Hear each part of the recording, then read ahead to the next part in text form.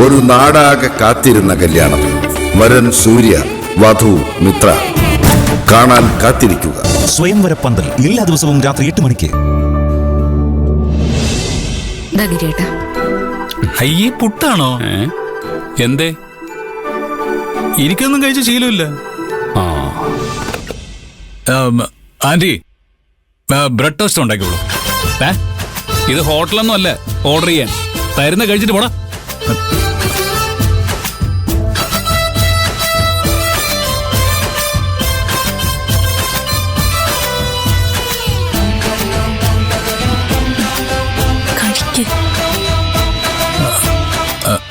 Anti, എനിക്കൊരു ഫോർക്കും നൈഫും തരാവോ?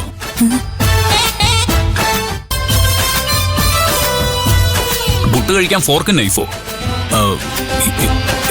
എനിക്ക് നിങ്ങളെ പോലെ കൈകൊണ്ട് കഴിച്ച ശീലമില്ല. കൊള്ളാം, നീ കെട്ടിക്കൊണ്ടു വന്നതേ നല്ലൊരു പച്ചപ്പരിഷ്കാരിയാണല്ലോ. ഓരോരുത്തർക്കും ഭക്ഷണം കഴിക്കാൻ ഓരോരോ രീതികളുണ്ട്. അതിനത്ര പുച്ഛിക്കേണ്ട കാര്യമൊന്നുമില്ല.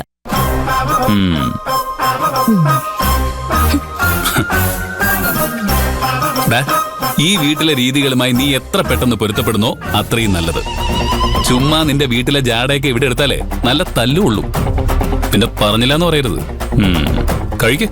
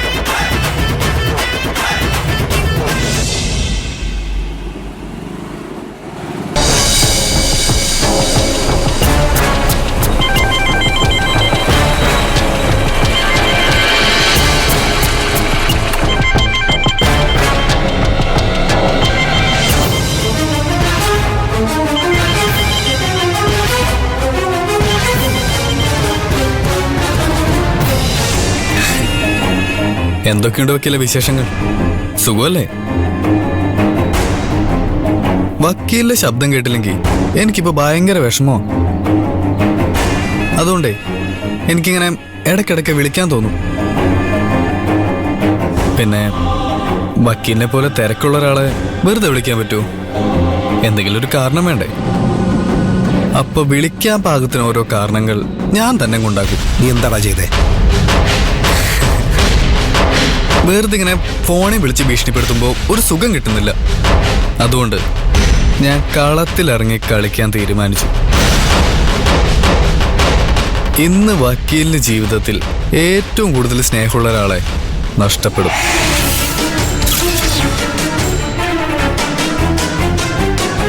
മുകുന്ദൻ ആരെയാണ് ഏറ്റവും ഇഷ്ടമെന്ന് ഞാൻ ഊഹിച്ചു. ആ കക്ഷിയെ ഞാൻ തീർക്കുകയും ചെയ്യും. ഞാൻ ഊഹിച്ചത് ശരിയാണോ എന്ന് എനിക്കറിയണം. ഇപ്പോഴും അവര് മരിച്ചിട്ടില്ല. നീ വിചാരിച്ച അവരെ രക്ഷിക്കാൻ പറ്റും. 1 മണിക്കൂറിനുള്ളിൽ അവരുടെ അടുത്തെത്തിയാൽ മതി. ഒന്ന് ശ്രമിച്ചു നോക്ക്. All the best. Hello hello മഹിമ,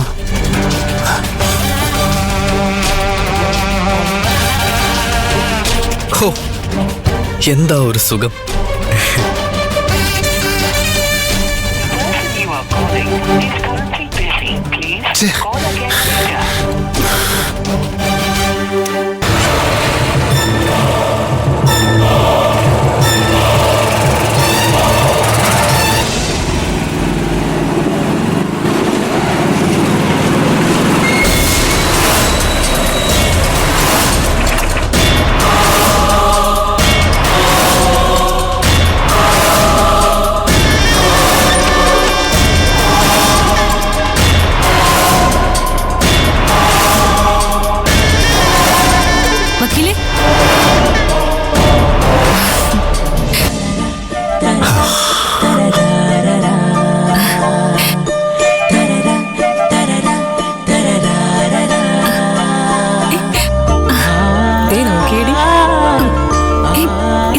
വിളിച്ചാ? എന്തു പറ്റി? പെട്ടെന്ന് ഇങ്ങോട്ടൊരു വരവും കെട്ടിപ്പിടുത്തമൊക്കെ. പെട്ടെന്ന് തന്നെ എനിക്കൊന്ന് കാണണമെന്ന് തോന്നി. അതാ പെട്ടെന്ന് ഇങ്ങോട്ട് പോകുന്നത്. അത്രേ ഉള്ളൂ? അത്രേ ഉള്ളൂ. വിചാരിച്ചതുപോലെ അല്ലല്ലോ. വക്കീല് റൊമാൻറ്റിക് ഒക്കെ ആണ്.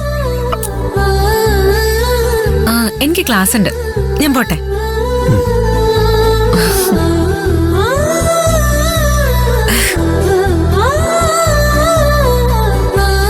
എന്തുവാ കെട്ടിപ്പിടുത്തൊക്കെ ആയിട്ട്?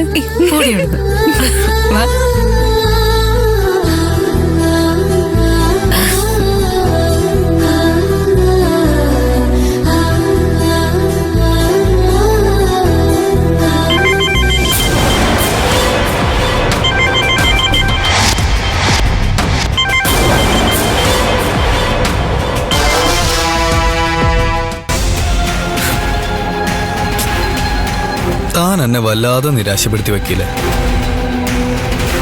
താനൊരു മാന്യനാണെന്നാ ഞാൻ വിചാരിച്ചേ. പക്ഷേ എനിക്ക് തെറ്റി. താനും ബാക്കിയുള്ള ആണുങ്ങളെ പോലെ തന്നെയാ. കല്യാണം കഴിയുന്നത് വരെ അവർക്ക് ലോകത്തിലെ ഏറ്റവും വലുത് അവരുടെ അമ്മയായിരിക്കും. കല്യാണം കഴിഞ്ഞ് അടുത്ത ദിവസം മുതൽ അത് മാറി ഭാര്യയാവും. ഞാൻ വിചാരിച്ചു തനിക്ക് ലോകത്തെ ഏറ്റവും ഇഷ്ടം ഗൗരിയമ്മയാണെന്ന്. താനിങ്ങനെ കാലുമാറുമെന്ന് ഞാൻ വിചാരിച്ചു. എനിക്ക് കുറച്ച് തിരക്കുള്ളതുകൊണ്ട് ഞാൻ എൻ്റെ ഒരു കൂട്ടുകാരനെ തൻ്റെ വീട്ടിലേക്ക് വിട്ടിട്ടുണ്ട്.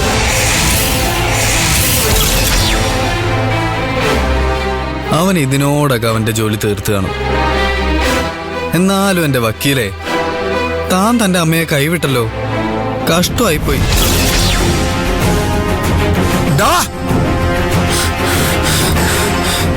അമ്മ,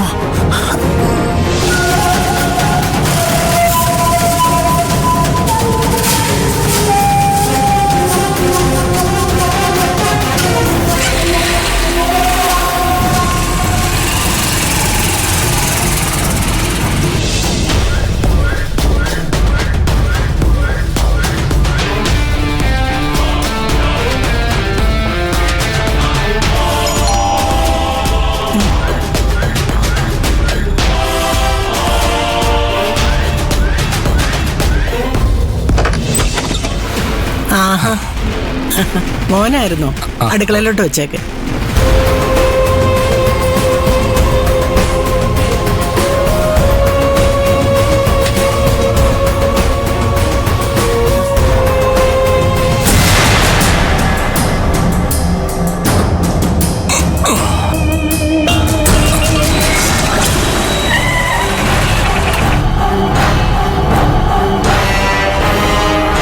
അമ്മേ,